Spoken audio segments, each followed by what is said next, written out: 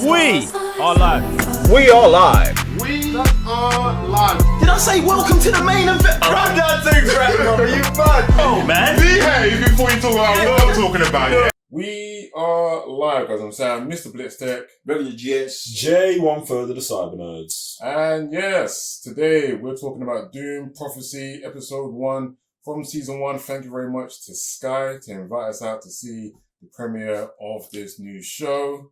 And if you're not with Sky, then obviously if you're in America or I don't know where else in the world, you'll watch on HBO Max as well because they're doing a madness. Absolute madness. And if you like Dune, you should also be liking the video. If you like Dune, you should subscribe to the channel. And if you like Dune, you should be going and watching us on patreon.com/the Cyber Nerds because we're going to react to the whole series because it's Dune. Because it's Dune. Because it's Dune. This episode is an absolute madness. I like the start of it and the end of it. The middle of it, not so much. What are you man saying though? Oh, definitely. I definitely gotta agree with you. The start and ending of it. Like, obviously, the middle.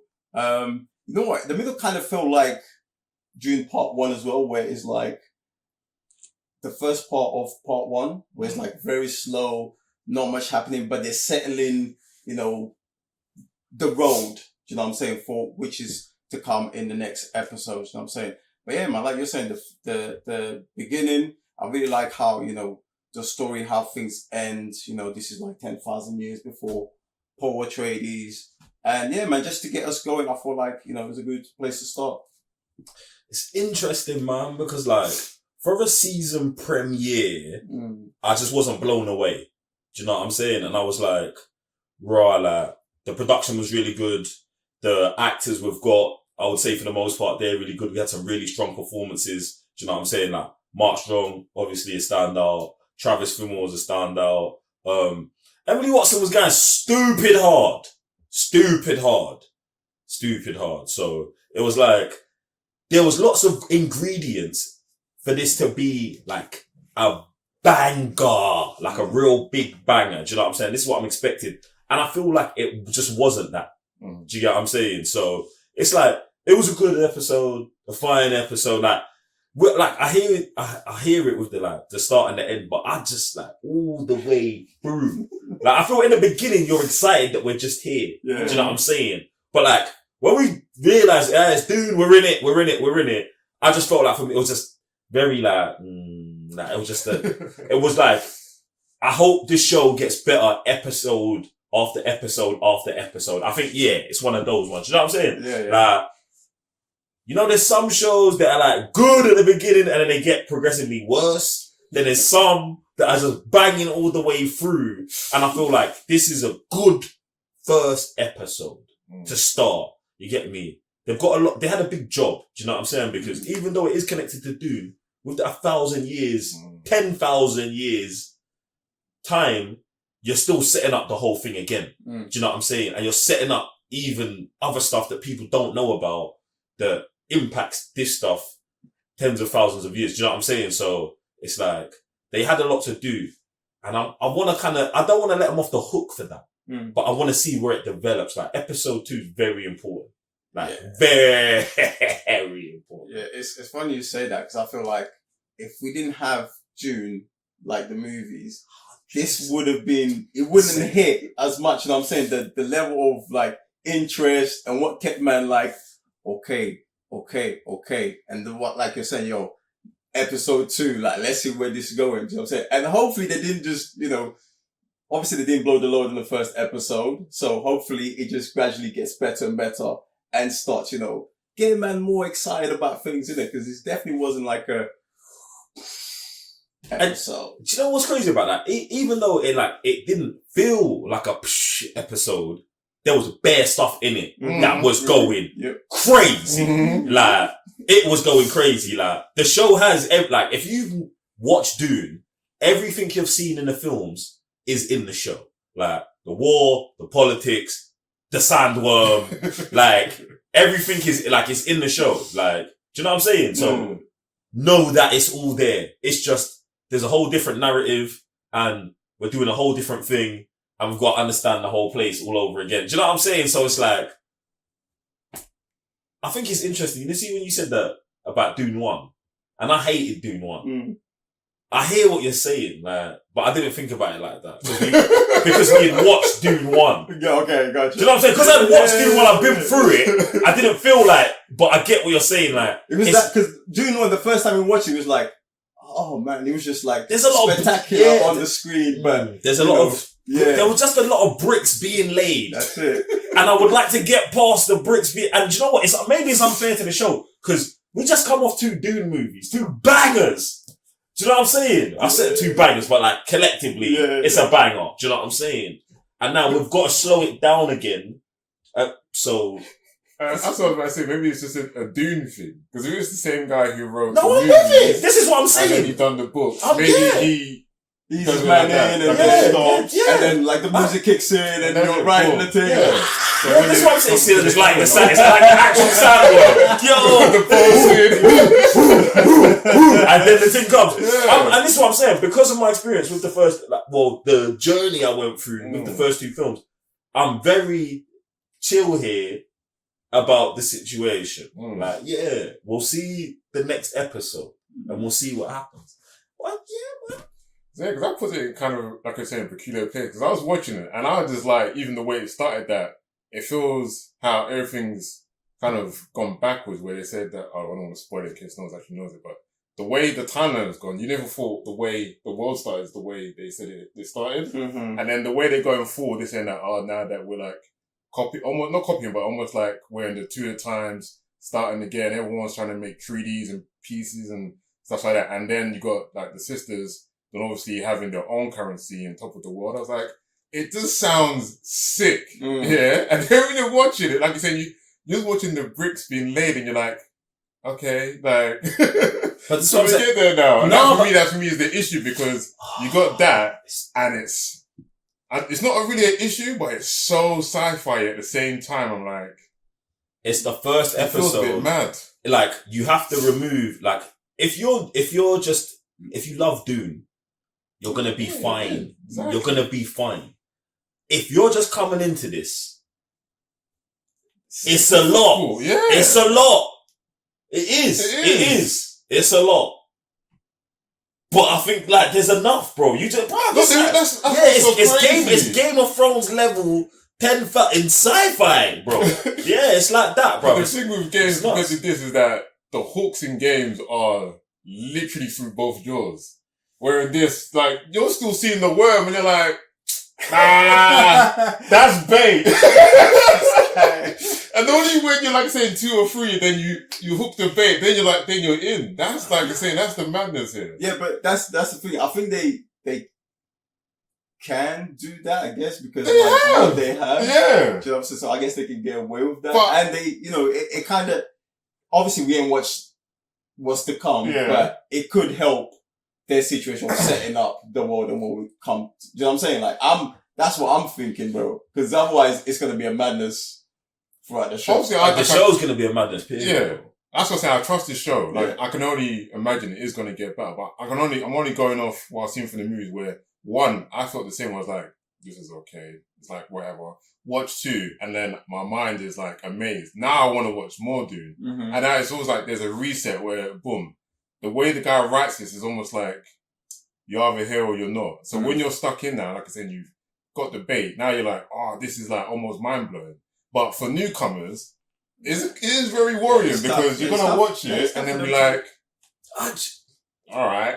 You know what I'm saying? And if you're this kind of feel like if you're Dune, you're already sucked in. If you're like, you like sci-fi, you heard about Dune, you watch this, some things are going to hook you and you'll be like, all right, I'll stick around. But people who are just very casual, it's going to be like the first movie where they watch it like, I don't know. Do you know what? Yeah, I don't agree. You don't agree? I don't agree because I feel like not for us specifically, but I feel like the impact that Dune 2 has had and the run they've been on with Dune 1, Dune 2, how Timothy's moving through the world right now, and then the main cast of this being Travis Fimmel, who is Ragnar Lothbrok, do you know what I'm saying? Emily Watson, she's the main sister. Like, the story is about her. Locking and her sister, Olivia Williams. Do you know what I'm saying? And then Mark Strong, bro. I feel like they made it work with that. It's on HBO. HBO's going crazy. We're locked in, bro. Like, I think we're locked in, bro. Because, like, bruv, Dune 2 still, like, bruv, man put out a poll on X. It's still most people's number one film. And we're in wherever. We're in December, bro. Yeah, do you know what I'm saying? Like, there's not, like, it's gonna do well. I think it's just gonna be good. Do you know what I'm saying? We're gonna have to see. Bro, we're locked in. We're locked in. Obviously, I can say, like, for me, it's just interesting because I was like, halfway through, I was like, bro. You I was finished. I woke up the day, I was like, oh, that's a nice ending. I'm like, alright, I'll see what's happening with episode 2, but I can say that I can only feel like it's gonna get better because of the stuff that they're saying in this. And like, I like the stuff that they said, especially the beginning. That's what hooked for me, that the way their sisters are moving, the way they said they're gonna control things, where I'm like, how are you gonna go about that? Because the world is so nuts. Yeah, man. I'm interested to see what they do, because the variety of characters they've got, like Desmond Hart, the Travis Fimmell's character, him coming from the desert, him supposed to be the last survivor of some thing going on, and him knowing, I believe he knows what's going down, ladies and gentlemen. Yeah. So basically, Mark Strong's running everything, yeah? He's running the Imperium or whatever. And Travis comes to him one day and he's like, yo, bro, there's a war outside. And he's like, yeah, I know this war. And he's like, no, this war, bro. That's where they're at right now. And I think that's one of the things that I really like about it. That's well. what they're like. So, like, one of the lines when he was talking to the youth, like, about the machines and today, and my man's like, he ain't changed. If anything, it's gone worse because they look like us, like, on the infiltration team. I thought, yo, that's really sick. Because obviously that's exactly what they've done, the other part. And also knowing how their parents moved in the Great War, I'm like, yo, there's some really good, like, ingredients here that we can really explore and go super quality with it as we go along. So I thought, like, that was one of the things that really hooked me when watching this thing. You know what I'm saying? Because, like, the way you got different parts moving and different characters, I thought, that's actually quite nice. You know what I'm saying? You got them man on that side, and on the other side, the two sisters. These two sisters are crazy. Well, one of them is definitely crazy. Yeah, so basically, she gets found by Mother Teresa or whatever. Mother Teresa's already got a daughter that she's neglecting because she's Mother Teresa. Yeah. And then on her deathbed, she gives the other one, this chick, who's now the leader of the sisters now, today, she gives her the final message. Like, she gives her the Judgment Day prophecy. Boom.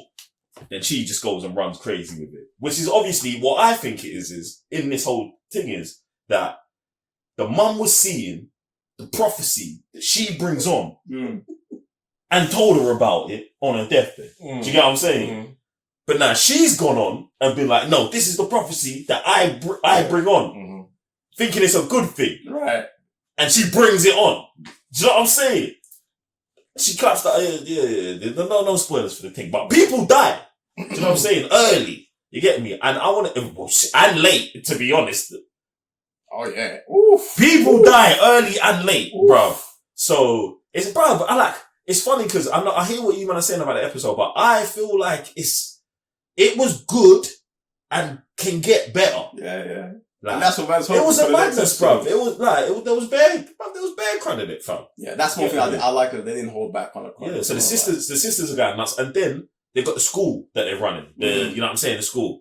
They're giving us deep mythology on the getting married, why people are getting married, how they're doing it, the process of it, like the mindset of the people in it. Like, yo, one of the chicks, just like, yo, I'm marrying this kid because I wish he could be younger. Like, do you know what I'm saying? Like, just to have a better grasp on the whole thing, bruv. And the thing is, at some parts of it, they're more explicit with some of the stuff that they do than Game of Thrones is. Even though Game of Thrones is definitely like more explicit, period. Do you know what I'm saying? So, it's just another place to learn more about Dune. I guess. Do you get what I'm saying? Yeah, it could be. I think, and I hear the disconnect is that it's 100,000 years away. Do you get what I'm saying? And I was looking at it, I was trying to like compare it to like Game of Thrones, innit? It's like Game of Thrones and House of Dragons is like, whatever, 200 years away. But in 200 years, it's pretty much the same storyline. So it's not very far. Yeah, it's pretty much the same storyline. Like, like, a lot of shit happens in a day. Mm-hmm.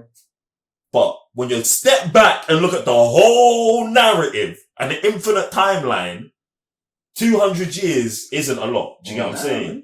But 10,000 years. I was about to say 10,000. 10,000 years, you're throwing a pebble, bro. Do you get what I'm saying? And the fact that you got that much impact on it. Exactly. And the fact that that's the thing there. So, there's a lot to learn again. Bro. But, bro, I enjoyed it, man. It's a good time. Yeah. What are you saying about the characters? Anyone that stood out for you, though? I would say mainly just like Mark Strong and like Travis Fimmel. Because like, I just want to see what, like, obviously we know what Mark Strong is on. But obviously they're also trying to allude to, you don't know what Travis is, like, his character's on, because they're trying to say, is he, isn't he? But when you look at the other side with Emily Watson, you're like, bro, come on. Yeah, it's real. It's bad because obviously, like, you know, it feels like, obviously, it depends on how you watch things, but like, you can easily be like, yo, Travis on crud, like, he's on some next shit, but then Emily is on some next shit, and then it's gonna be funny seeing how people are gonna pick. No, it's not gonna be funny. You know what I'm saying? Because like, you'll know how they're gonna pick. But, because obviously we're gonna be saying stuff, and then we're gonna see, like, what they're gonna react to it. Do you know what I'm saying? Like, we know how everyone's, bruv. Travis is gonna get painted as the villain when he's doing the right thing. The end, like, bro, you know, I'm here for the journey. I'm here for it to see him set on more kids on fire. You get me? That's what I want to see, bro. There's a lot of people getting set on fire on HBO, bro. Must be a thing in there. Someone's fetish, like, I'll tell you that. burning flesh. You can smell that too. Oh man, yeah, it's nuts. Yeah, man. Yeah, so I can only say we're definitely going to be watching episode 2 on Patreon, guys. So if you want to go over to here, we're watching episode 1. When it drops officially, that should be not so far away from this review. And then boom, follow us week to week when it's dropping. So we'll be giving you our thoughts, feelings, and you'll be giving us our thoughts, feelings. So drop down comments down below. Characters, no spoilers. But if you got some more history, why not? And we'll see you on the next video. I'm Sam, Mr. Blitztech. Revenue GS. Jay, one further to cyber nodes. Peace.